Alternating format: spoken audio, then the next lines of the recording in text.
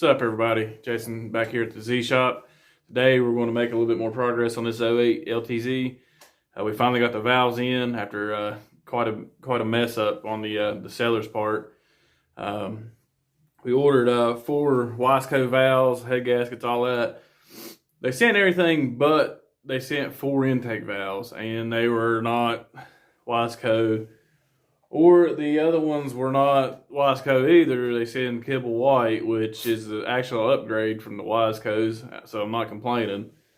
I contacted them. They made it right with some new valves, the correct valves. For the exhaust side, they sent me, like I said, they sent me 4 intake sizes, and those wouldn't fit. So it's been about a week or so since I turned in wrenches, so I'm feeling a little cold, and hopefully we can get it took care of today and maybe get this thing up and running and dialed in. But we'll see what we can do.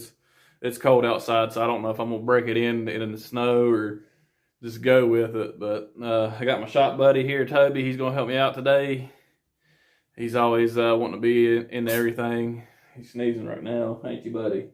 But anyways, we're gonna get these new valves lapped into the head. Get the new valve springs, all that made it up. We'll get this head built. So it'll probably take me about an hour to do it, but I'll show you some tips and tricks along the way. So let's see what we can get this head done. All right, so what I'm going to do here is lap the valves in. We're going to start off first with the intake valve, which is this guy here. It's a nice new stainless Kibble White valve. So what we'll do is we'll take a little bit of valve grinding compound here, and we'll put on the back side of the new valve, or you can do it on the valve seats. And what you do is don't take much. It came out a little more than I wanted, but that's all right. Let me put this back over here. We'll dab that around the edge there. It might be a little too much, but that's all right. I need to find me a rag.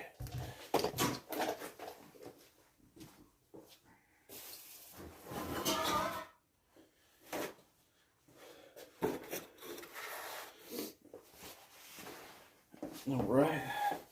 Wipe that excess off, and then what we'll do is we'll feed it through the head. We're going to call this intake valve number 1, which will be this guy right here.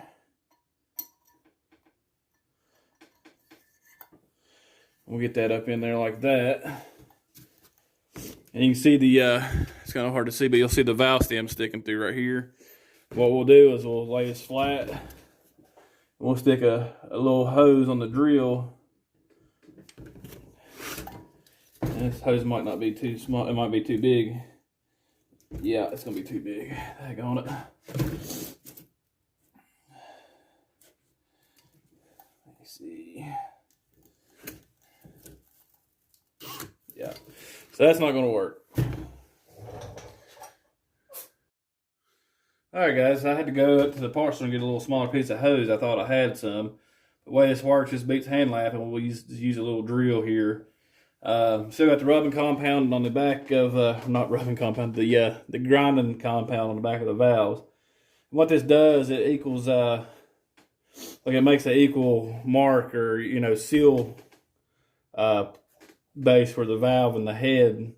And so what you do is you just, you get it kind of, you don't want to put a lot of pressure on pulling it back, but you just want to cut it like that and hope your drill don't come off. That's just one of the perks of doing it. Let me see if I can get it back on there. Yeah, you don't have to do it real fast.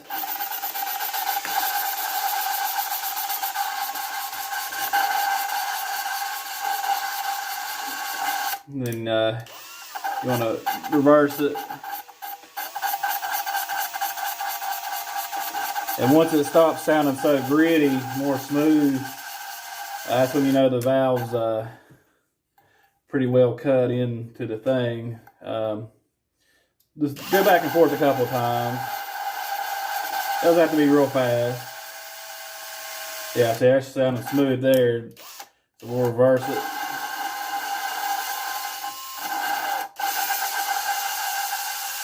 There it is, that smooth sound you want to hear. So what we'll do is we'll just pull this hose off like that. And we'll pop this valve out. And it should, if I don't drop it on the floor, it should have like a nice smooth gray pasty looking all the way around on the back side of the valve. So we'll wipe that all off and clean that off.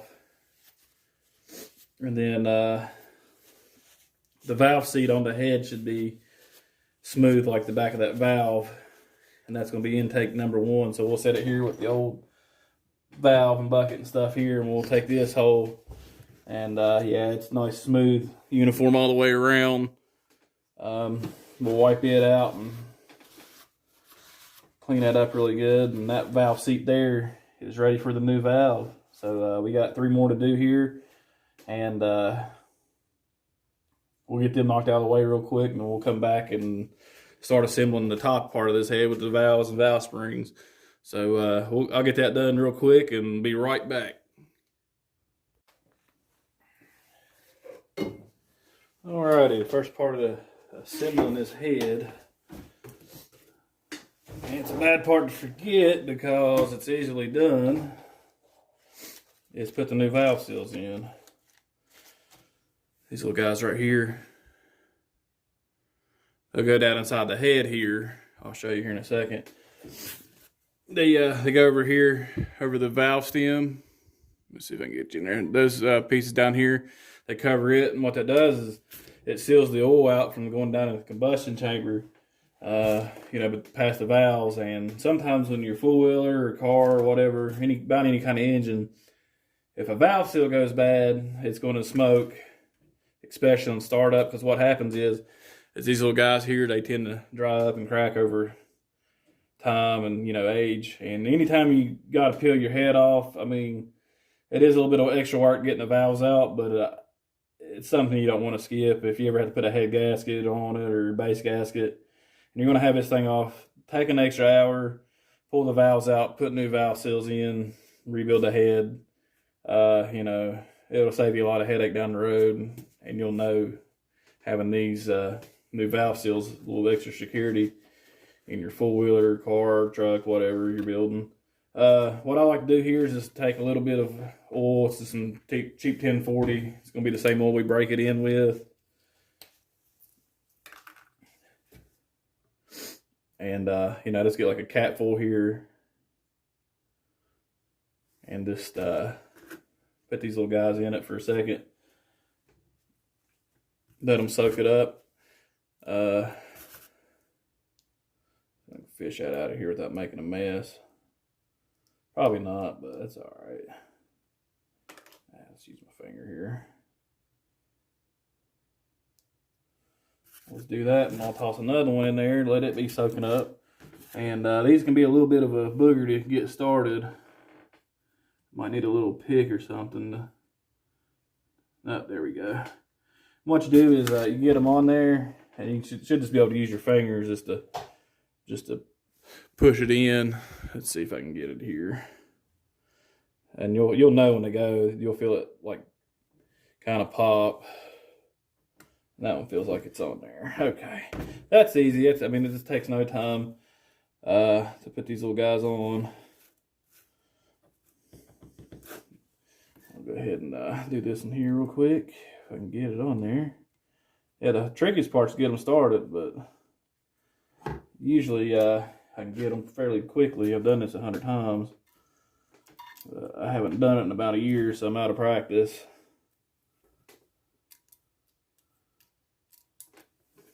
I'm gonna get a pick.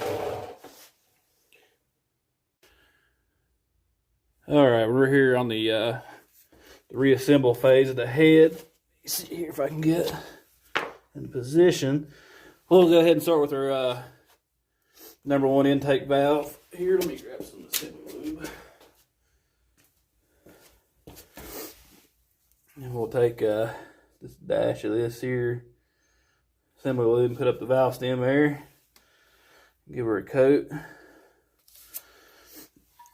let's see, number 1 valve.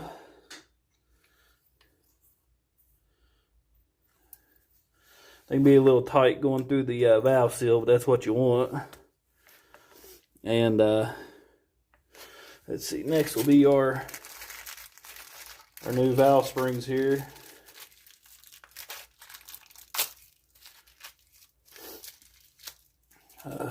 These are a little tougher, so it comes with the smaller steel spring there, and that goes over the valve, and then we'll put the big spring in, and then we'll take our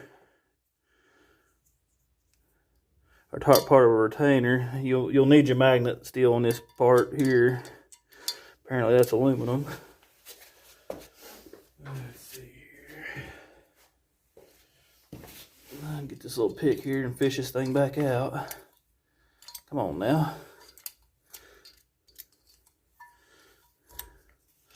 That's a first. There it goes. Alright, and you'll take this valve spring retainer and put it over the top here. Now this right here is the tricky part. If you remember how we took these apart last time with the magnet and the socket, you'll take your little keepers here, feed them with the beveled end down towards the head. Just get them situated. That one actually fell in like it was supposed to. I'll grab this other keeper here and try to get it in there too.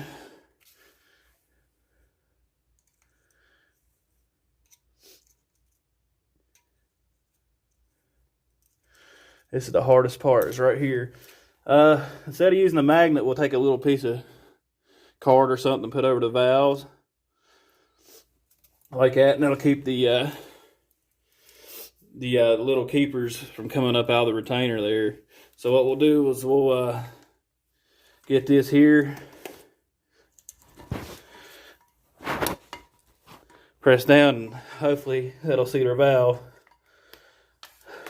Nope, one of the keepers came out, but that's all right. One of them took, so that should be okay.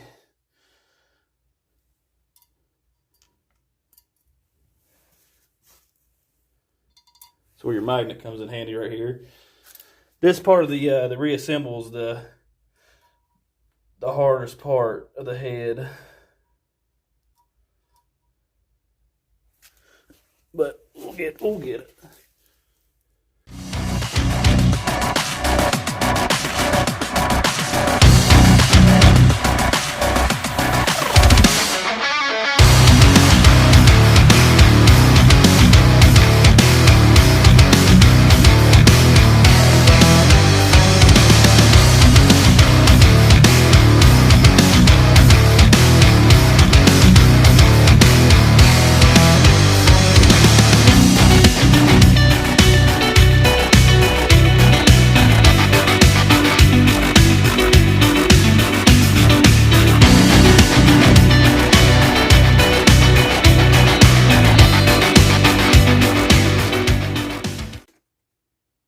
All right, a little bit of an update here. We got the valves put in. I did it off camera. It was a lot of stress, but I'll never forget how tough these dual coil springs are. They're a lot stiffer, but I got them. These new Kimball white valves are in. We're going to slap the head on here real quick on the Z400 and get the cams back in it so we can tell what size shims we'll need. So hopefully we may be able to get this thing up and going today. It just depends on how much headache this is going to be trying to get the valve shims right and all that. It shouldn't be too bad, but the hardest part is over with, putting these new valves in.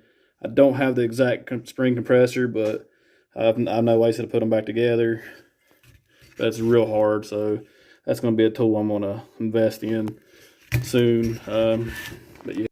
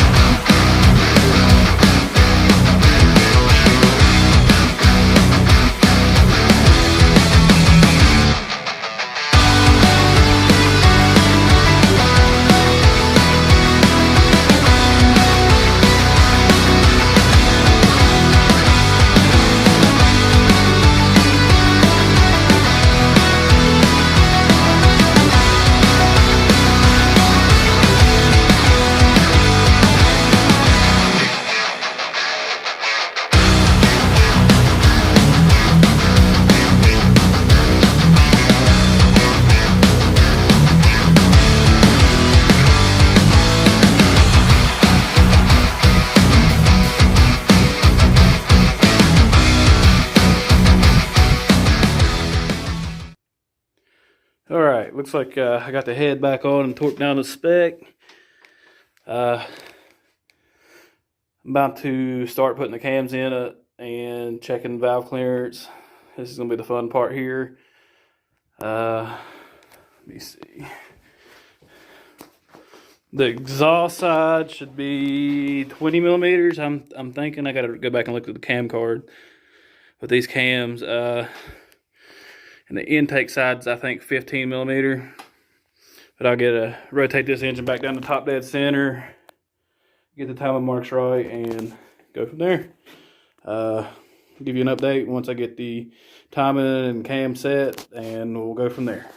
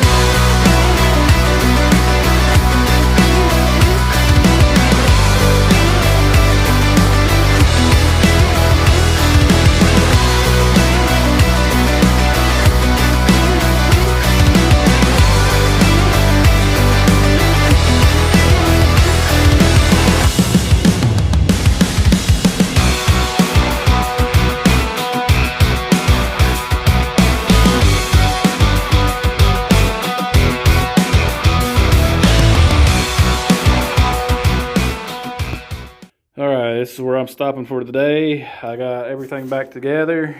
I went to start it, and it fired and run for like 5 seconds and then cut off. I think the battery's probably just real low.